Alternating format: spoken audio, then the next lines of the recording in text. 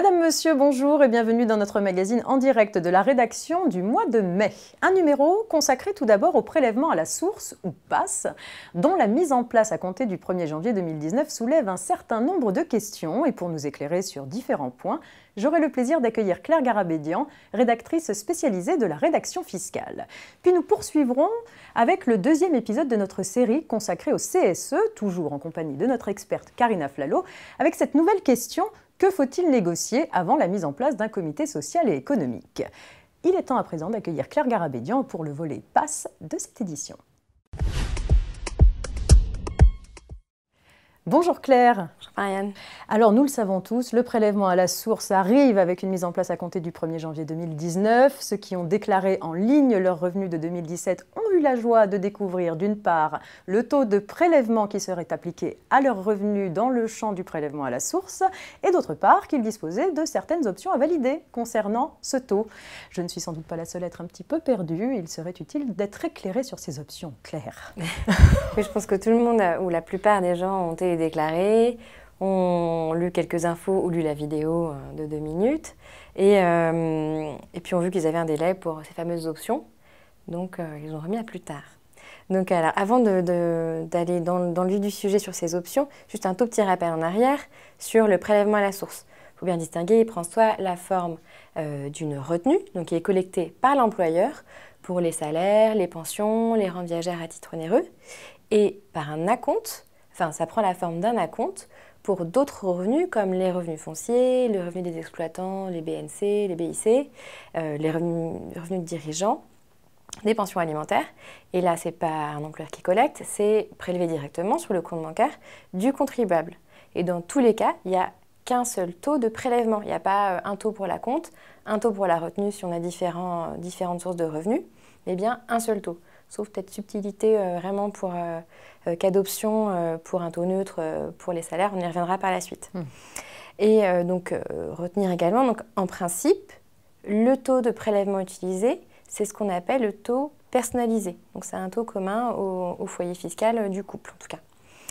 Et pour entrer dans le vif de ces fameuses options, elles sont facultatives et elles sont présentées dans un nouveau service en ligne de l'administration fiscale qui s'appelle, comme vous le savez peut-être, Gérer mon prélèvement à la source. Et elles sont disponibles en fait tout de suite après avoir télédéclaré ou un peu plus tard, donc à l'été, pour ceux qui ont déposé à l'ancienne une déclaration papier. Et il y a sur le site donc 3 options possibles. L'option pour le taux individualisé, l'option pour le taux neutre, le taux non personnalisé, et la trimestrialisation des acomptes. Donc ça, c'est assez simple.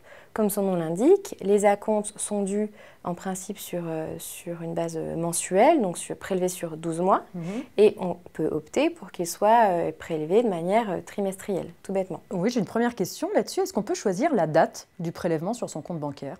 Non, ça tout bêtement. En fait, la retenue sur le salaire, elle est collectée par l'employeur, donc elle est collectée au moment où l'employeur verse le salaire. Donc vous n'avez pas du tout le choix, vous n'avez pas la main là-dessus. Et l'acompte, c'est pareil. Il est prélevé, donc en principe mensuellement, sauf option trimestre, au 15 du mois. Donc on ne peut pas choisir. D'accord. Alors, est-ce que vous pouvez nous expliquer quelles sont les différences entre le taux personnalisé, le taux individualisé et le taux neutre que vous avez évoqué? Le taux personnalisé, donc c'est le fameux taux de droit commun. Ça correspond au poids moyen en fait, de l'impôt sur le revenu du foyer fiscal de l'avant-dernière année ou de la dernière année, qui prend en compte donc l'ensemble des revenus, les charges, la situation du foyer, donc savoir combien de parts on a dans le foyer, et en tout cas hors réduction et crédit d'impôt. Ça, c'est un point important sur lequel je reviendrai un peu plus tard. Donc voilà, taux personnalisé, c'est le taux de droit commun. Après, on a le taux individualisé, et là, comme son nom l'indique, c'est le fait au sein d'un couple de pouvoir choisir pour une répartition différente pour les 2 individus, donc pacsés ou mariés. C'est de pouvoir en fait indexer le taux sur son niveau de revenu. Donc si monsieur ou madame gagne plus ou moins plus que l'autre ou moins que l'autre, le taux du prélèvement sera plus ou moins élevé. D'accord. Et donc le taux neutre ou le taux par défaut qui correspond en fait à un taux proportionnel selon des grilles de revenus publiées par l'administration. En fait, il y a plusieurs grilles selon que le contribuable réside en métropole ou non. Donc, première précision sur le taux neutre. D'une part, c'est un taux en fait, qui est automatiquement appliqué par l'administration dans certains cas, par l'employeur en fait, c'est quand l'administration n'a pas été en mesure de lui transmettre un taux personnalisé, par exemple pour les débuts d'activité, pour les contrats courts, pour des majeurs attachés au foyer fiscal, pour des expatriés qui reviennent en France et qui n'avaient pas fait de déclaration pendant plusieurs années, pour les primo-déclarants, voilà, dans tous ces cas-là, automatiquement, il y a quand même un taux qui est appliqué, c'est le taux neutre. Et puis, deuxième situation, c'est donc la fameuse option du salarié pour le taux neutre. Parce qu'en fait, pour des raisons de confidentialité qui avaient été évoquées dans toute la réforme. C'est-à-dire que le taux personnalisé, il peut donner des indices à son employeur de ses autres revenus éventuels, de sa composition du foyer fiscal.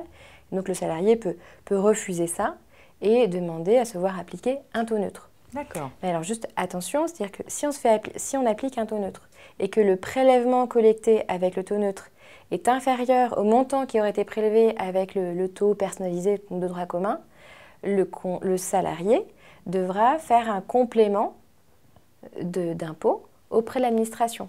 Donc en gros, il va payer un bout via la retenue qui sera collectée par l'employeur, puis un bout spontanément auprès de l'administration. D'accord. Mais voilà, c'est une question de confidentialité par rapport à son employeur, c'est un choix. Exactement, c'est un choix de sa part. Et alors, quels sont les outils dont nous disposons pour faire un choix éclairé sur ces options? Alors en fait, tout est question de simulation, parce qu'en fait, au final, il y a un taux personnalisé, donc il y a bien un taux et un montant qui, au final, doit être collecté. Donc c'est vraiment une question de répartition au sein du couple, par exemple, avec le taux individualisé. Et l'administration met son simulateur en ligne à disposition et met aussi dans l'outil, en fait, le nouveau service de gérer mon prélèvement, des petites simulations, mais avec les données, effectivement, de 2017. Parce que si, par exemple, on dit j'opte pour un taux individualisé, plutôt j'opte pour un taux neutre, combien je devrais verser en complément? On peut se faire une idée avec un salaire de 2017 ou 2018, mais la base qui va vraiment permettre de savoir quel est le montant dû, ça sera uniquement janvier 2019 quand le prélèvement à la source sera vraiment applicable. D'accord. Voilà. Très bien. Et alors, de quel délai disposons-nous pour valider ces options? Alors, les options, elles sont, on peut y accéder jusqu'au 15 septembre 2018 pour une application au 1er janvier 2019. Mais il faut garder en tête que pour l'option pour le taux neutre, la loi prévoit qu'elle peut être mise en œuvre à tout moment et que l'administration aura 3 mois pour le mettre en œuvre 3 mois après la demande. D'accord. Ou plus tard. Merci pour cette précision claire. J'aimerais maintenant revenir sur un point. Vous avez indiqué que le taux de prélèvement est en principe calculé sans prendre en compte les réductions et crédits d'impôt. Est-ce que dans ce cas, il est possible de demander une modulation du taux à la baisse, comme c'était le cas auparavant, en estimant son impôt sur le revenu annuel? Et non, ça on peut plus le faire parce qu'en fait la modulation est encadrée, donc on ne peut pas le faire sur ce motif-là. En fait, pour rappeler, donc, on peut demander la modulation de son taux, on peut la demander librement à la hausse, donc pour payer plus, pas de souci.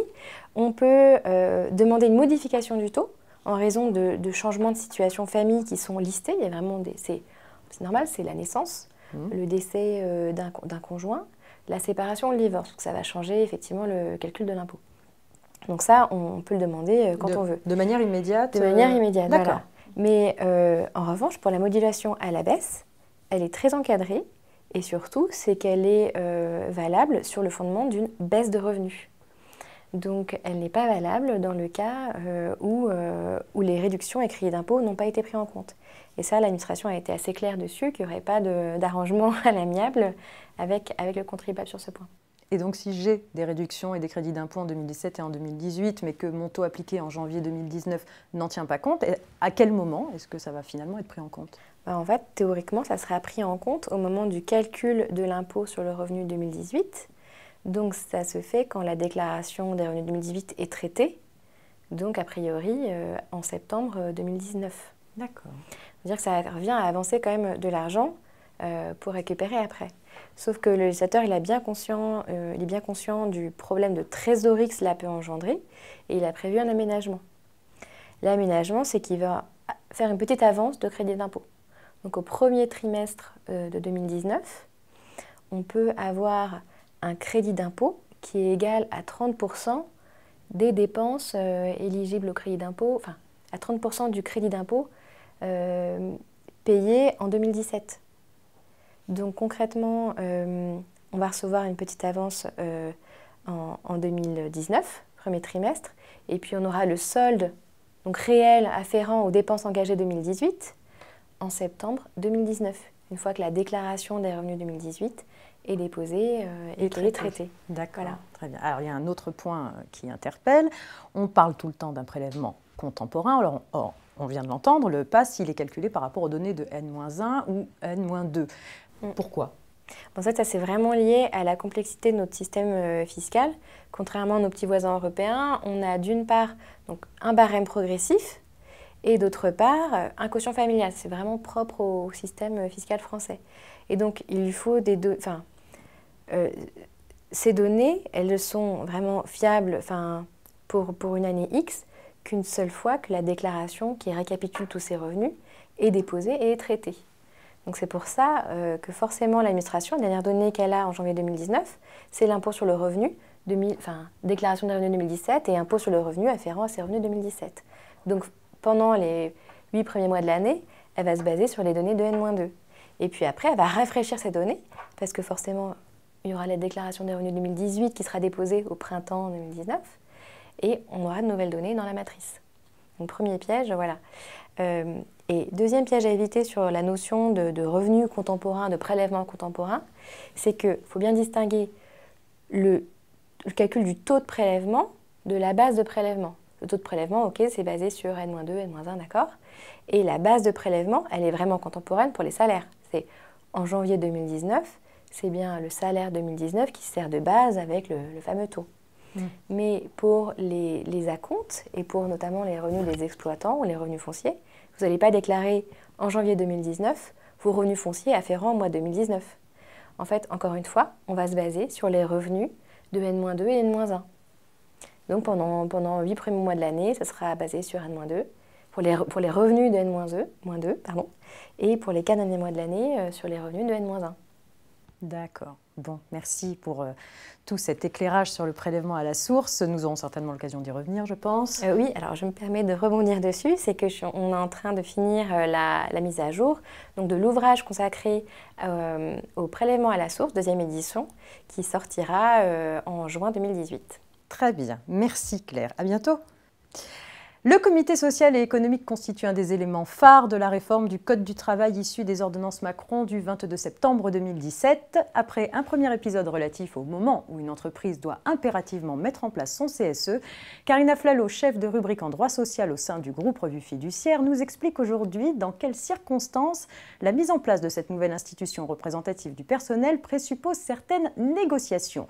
Que faut-il donc négocier avant la mise en place d'un comité social et économique? Elle était au micro de Stéphanie Auger.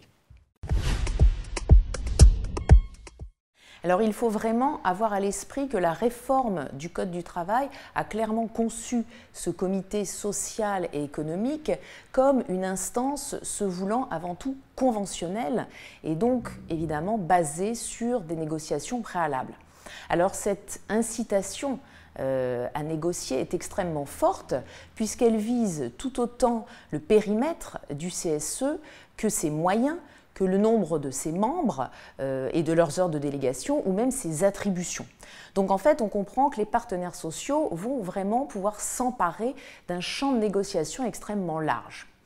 Là où il faut tout de même faire attention, c'est que le cadre de la négociation ne va pas être tout à fait le même selon l'objet qui est négocié. Voilà, donc il faut bien se référer au texte puisqu'il ne vise pas toujours les mêmes types d'accords. Voilà. Alors, concernant l'organisation matérielle des élections professionnelles, eh bien, la négociation va toujours s'effectuer dans le cadre du protocole d'accord préélectoral. Mais par contre, si on se réfère à la plupart des grands thèmes de négociation relatifs au CSE, eh bien là, on bascule dans le cadre d'un accord qui devra avoir été signé par les syndicats majoritaires lorsqu'il y a un délégué syndical pour négocier. Sans délégué syndical, le Code du travail autorise, dans un certain nombre de cas, la négociation d'un accord directement entre l'employeur et les membres du CSE. Voilà. Et puis parfois, eh bien, dans les textes, on retrouve uniquement la notion d'accord collectif ou d'accord d'entreprise, ce qui étend encore les possibles au niveau de la négociation, et sans oublier certains thèmes qui, eux, vont devoir être négociés dans le cadre d'accords de branche ou d'accords de groupe. Voilà. Donc on voit que ce n'est pas toujours le même cadre de négociation. Alors, ce qu'il faut savoir, c'est que cette incitation à négocier n'a pas pour autant vidé le Code du travail de dispositions relatives au CSE. D'accord ? Et même, d'ailleurs, c'est loin d'être le cas, puisque le Code contient un socle de règles qu'on a dit supplétives qui va venir s'appliquer lorsque, justement, la négociation collective fait défaut. Alors finalement, si on regarde ce mécanisme qui associe l'incitation à négocier à des règles supplétives, eh bien, on a un petit peu le sentiment qu'on aura sûrement deux formes de CSE finalement en France. Un CSE qu'on pourra qualifier de standard et qui va s'appuyer principalement sur les règles supplétives, et puis un CSE qu'on qualifiera de conventionnel et qui, lui, eh bien, aura été façonné par la négociation collective. Voilà. Alors, évidemment, les entreprises ont tout intérêt à tirer profit de la négociation pour avoir un CSE à leur image et qui correspond réellement à leurs besoins. Voilà, je pense que ce qu'il est quand même important de préciser, c'est que si une entreprise a loupé le coche de la négociation collective au moment de la mise en place du premier CSE, eh bien, rien n'est perdu. Hein. Vous pouvez parfaitement, quelques mois avant les prochaines élections professionnelles, négocier un CSE deuxième version et puis pourquoi pas quelques années après un CSE troisième version. Voilà, donc je pense qu'il y a un champ des possibles extrêmement large et que vraiment, ce qu'il faut retenir, c'est que si vous n'êtes pas déjà en train de négocier, eh bien là, il faut vraiment y aller. C'est la fin de ce magazine, merci de votre attention. Rendez-vous le mois prochain pour un nouveau numéro aux côtés des experts du groupe Revue Fiduciaire. Et d'ici là, suivez l'actualité commentée par la rédaction sur les réseaux sociaux. À bientôt.